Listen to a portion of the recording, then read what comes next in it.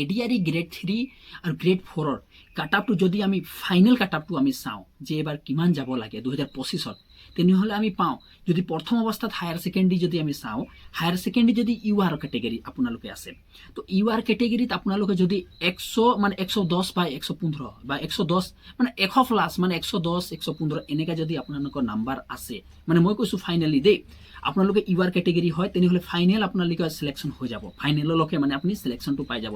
এনেই আপোনালোকে 100 প্লাছ হ'লেও নামটো আহিব পৰা সম্ভাৱনাটো থাকিব, সেইটো নহয় বুলি মই নাই কোৱা, কিন্তু 110 বা 115 যদি আপোনাৰ ওচৰা ওচৰি নাম্বাৰটোৰ ভিতৰত আছে, বা ল'ৰা হওক বা ছোৱালী, মানে ছোৱালীবিলাকোতো মিনিমাম 2 3 4 5 নম্বৰ, তাতকৈ ওপৰত মানে তলত নাযায়, আছে নাম্বাৰ, তো আপুনি ফাইনেল ভাবি লওক, আপুনি ফাইনেল চিলেকশ্যন হৈ যাব। তাৰপিছত যদি মই অবিচিৰ কথাটো পাতোঁ, তেনেহ'লে অবিচিৰ কথাটো এটা মনত থৈ ল'ব, যদি ফাইনেল চিলেকশ্যন আপোনালোকে ল'বলৈ আছে, তেনেহ'লে 100% আপোনাৰ নাম্বাৰটো লাগিবই, হায়াৰ ছেকেণ্ডেৰী লেভেলৰ মই কথা পাতি আছোঁ দেই।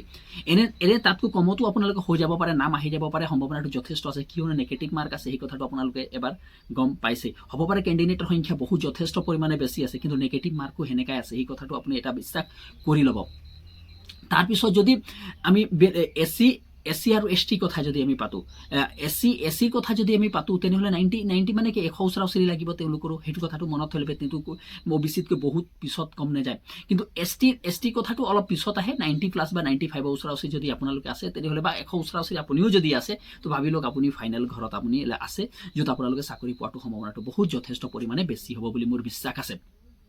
তাৰপিছত যদি এছ টি হিলছৰ কথা পাতে, তেওঁলোকৰ অলপ কম আহে, 90 ওচৰা ওচৰি থাকে, 90 প্লাছ থাকিলে তেওঁলোকৰ নামটো অহা সম্ভাৱনা থাকিব। ডিগ্ৰী লেভেলত যদি মই কথা পাতোঁ, তেনেহ'লে ইউ আৰ কেটেগৰী মই কথা পাতিছোঁ, যদি আপুনি আছে 90 প্লাছ বা 100 ওচৰা ওচৰি আছে, তেনেহ'লে আপোনাৰ নামটো আহি যাব, সেইটো টেনশ্যন ল'বলৈ নাই, ফাইনেল লিষ্টত আপোনাৰ। কিন্তু ডিগ্ৰী লেভেলৰ অলপ কাটআপটো হাই যায় আগৰবাৰী, কিন্তু এবাৰ ডিগ্ৰী লেভেলৰ পেপাৰটো অলপ মানে বেলেগ ধৰণৰ আছিলে, সেই কথাটো আপোনালোকে জানে, সেইকাৰণে মনত থ'ব, 100 ওচৰা ওচৰি যদি আপোনাৰ নাম্বাৰ থাকিব, তো আপোনাৰ নামটো আহি যাব। অ'কে, অবিচি যদি আমি কথাটো পাতোঁ, তেনেহ'লে মই ভাবিছোঁ যদি আপুনি 90 ওপৰত আছে বা 100 ওচৰা ওচৰি আপুনিও আছে, অবিচিতকৈ মানে ইউ আৰতকৈ বেছি কম নহয়, অলপ যদি কম থাকে, তো আপোনাৰ নামটো অহাটো সম্ভাৱনা যথেষ্ট পৰিমাণ থাকিব। এছ টি প্লেনৰ কথা যদি আমি পাতোঁ, ছেইম কথা, 90 ওপৰত যদি আপোনাৰ নাম্বাৰটো লাগিবই, মাষ্ট বি। এছ টি হিলছৰ কথা যদি আমি পাতোঁ, তেওঁলোকৰো মানে কি বেছি উমাৰ কম নহয়, 90 ওচৰা ওচৰি আছে, তো ফাইনেল কাটআপলৈকে আপুনি যাব পাৰে। 10 লেভেলত যদি মই কথা পাতিব যাওঁ, ইউ আৰত মই ভাবিছোঁ মানে 85ৰ ভিতৰত আপোনালোকে আছে, 10 লেভেলত আছে, আপোনাৰ নামটো আহি যাব। তাত অলপ কাটআপটো অলপ কম যায়, কিয়নো এবাৰ অলপ পেপাৰটো হাৰ্ড আছিলে মোৰ হিচাপত। অবিচি আপুনি ভাবিছে 80 প্লাছ আছে, আপোনাৰ যদি 85 মান আছে, 90 ওচৰা ওচৰি যদি আপোনালোক আছে অবিচি বা ইউ আৰত, আপোনালোকে ফাইনেল চিলেকশ্যন পাই যাব মোৰ হিচাপত। 15 নম্বৰ আছে ভাইবা। এছ টি প্লেনৰ যদি আমি কথা পাতিবলৈ যাওঁ, তো মোৰ হিচাপত মই ভাবিছোঁ যে 80 ওচৰা ওচৰি থাকিলে তেওঁলোকৰ নাম্বাৰটো আহি যাব।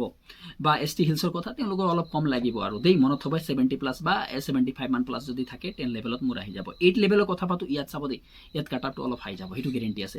আপুনি মানি লওক 90 প্লাছ যদি ইউ আৰত আছে আপোনাৰ নাম, অবিচি বা ইউ আৰ, এইটো অলপ আগপিছত থাকিব, তেওঁলোকৰ 90 প্লাছ থাকিলে আপোনালোকৰ নাম আহি যাব, সেইটো টেনশ্যন ল'বলৈ নাই। এছ টি প্লেনৰ কথা পাতোঁ, তেনেহ'লে তেওঁলোকৰ মই কথা পাতিছোঁ যে 80 প্লাছ যদি আপোনালোকে আছে, তো আপোনালোকে হৈ যাব।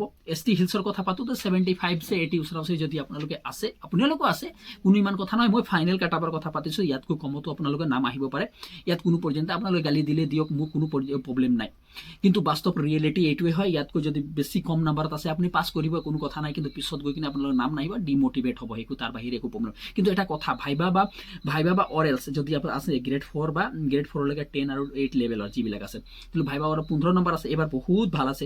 আপোনালোকে কাম কৰিব, 7 তাৰিখে আপোনালোকে গম পাইছে ৰিজাল্ট আপোনালোকৰ আউট হ'ব, মাননীয় মুখ্যমন্ত্ৰী ডাঙৰীয়াই কৈছে গ্ৰেড 3 আৰু গ্ৰেড 4 দুটাৰে ৰিজাল্ট আউট হৈ যাব, সেইকাৰণে টেনশ্যন ল'বলৈ নাই। ভাইবা কাৰণে এতিয়া প্ৰস্তুত কৰিবৰ কাৰণে মই ভিডিঅ' বনাম।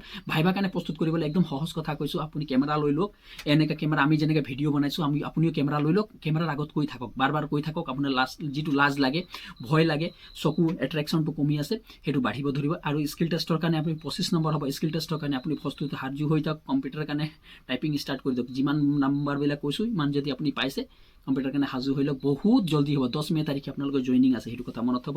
যদি ভিডিঅ'টো ভাল লাগিছে, তেনেহ'লে চেনেলটো ছাবস্ক্ৰাইব কৰিব নাপাহৰিব। ধন্যবাদ।